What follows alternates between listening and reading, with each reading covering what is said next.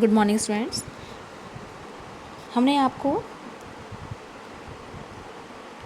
इस पाठ का अर्थ समझाया था। एक बार फिर से मैं आपको इस पाठ का अर्थ समझाना चाहती हूँ। तो आइए फिर से शुरू करते हैं। लेसन 3।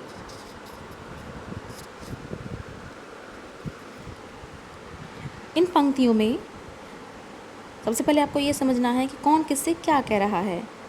तो यहाँ पर धर्मराज युधिष्ठिर को भीष्म पितामह समझाते हुए कह रहे हैं, यह समझाते हुए कह रहे हैं कि इस पृथ्वी पर जो भी सुख सुविधाएं हैं उस पर प्रत्येक व्यक्ति का समान अधिकार है, चाहे वह गरीब हो चाहे वह अमीर हो, इससे कोई फ़र्क नहीं पड़ता। केवल वे इतना चाहते हैं कि इस पृथ्वी पर रहने वाले लोगों को किसी प्रकार की कठिनाई का, किसी प्रकार की आशंका का जीवन व्यतीत ना करना पड़े।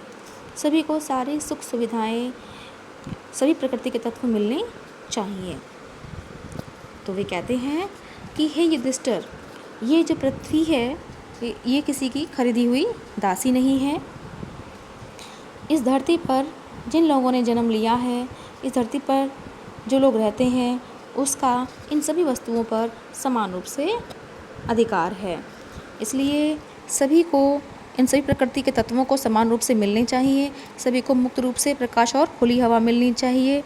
और इस पृथ्वी पर निवास करने वाले लोगों का मतलब सभी लोगों का ये अधिकार है कि उनका विकास हो और उनके विकास में किसी प्रकार की कोई भी बाधा ना आए और उन्हें अपने जीवन में आशंका, भय का सामना भी ना करना पड़े, क्योंकि ये धरती, आकाश, धूप, हवा सबके लिए है और उन पर सभी का समान रूप से अधिकार है। लेकिन उनकी राह में अभी अनेक बाधाएं खड़ी हुई हैं।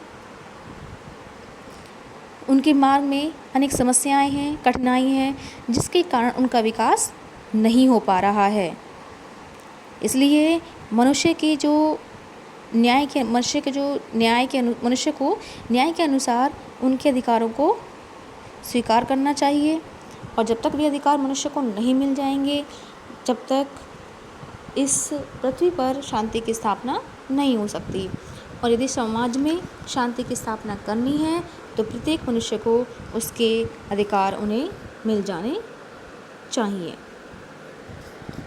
वे आगे कहते हैं कि जब तक मनुज का यह है कि जब तक समानता का अधिकार, यानी कि प्रत्येक व्यक्ति को समानता का अधिकार समान रूप से नहीं दिया जाएगा, तब तक संघर्ष की समाप्ति नहीं हो सकती, इस पृथ्वी पर शांति की स्थापना नहीं हो सकती। और यदि उन्हें यह अधिकार मिल जाएगा तो यह जो कोलाहल है, ये शोर है, वो स्वतः ही अपने आप समाप्त हो जाएगा। किंतु कुछ लोग इस पृथ्वी पर अपनी ही स्वार्थ पूर्ति में लगे हुए हैं, जिससे उनका जो जीवन है वो शंका में और भय में व्यतीत हो रहा है, क्योंकि वे नहीं चाहते कि उनके पास जो सामग्री है वह किसी और को मिले। और वे यह भूल जाते हैं कि जिस पर उन्होंने अपना अधिकार जमा रखा है उन पर अन्य लोगों का भी अधिकार है। भीष्म पितामह आगे कहते हैं कि हे युधिष्ठिर, इस पृथ्वी पर ईश्वर ने इतने सारे सुख दिए हुए हैं, इतनी सारी सुख सुविधाएं दी हुई हैं कि उन्हें भोगने वाला इस संसार में भी कोई नहीं है। यानी कि जितनी अधिक सुविधाएं हैं उतने मनुष्य इस संसार में नहीं है।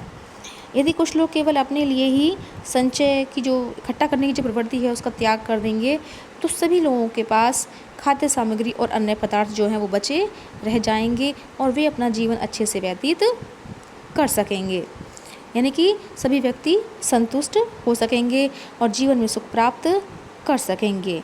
और यदि ऐसा हो गया, यानी कि सभी लोगों को समान रूप से अधिकार दे दिए गए और सभी लोग संतुष्ट हो गए, तो ये जो धरती है इसको हम स्वर्ग बना सकते हैं।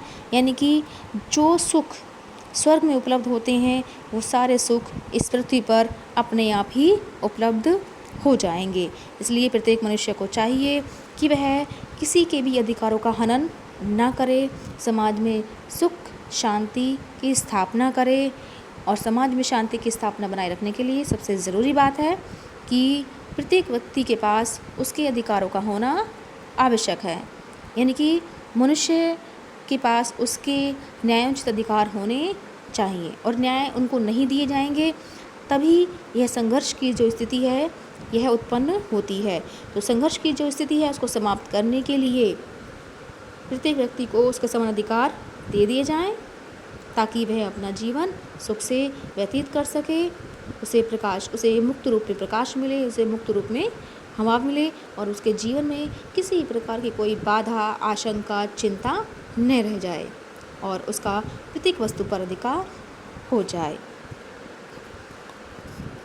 बच्चों, अब आप अपनी वर्कबुक में दिए गए जो क्वेश्चंस हैं उन्हें आप सॉल्व करेंगे इसे समझकर, और उसे कंप्लीट करेंगे। तो आज बस इतना ही। Thank you and have a nice day.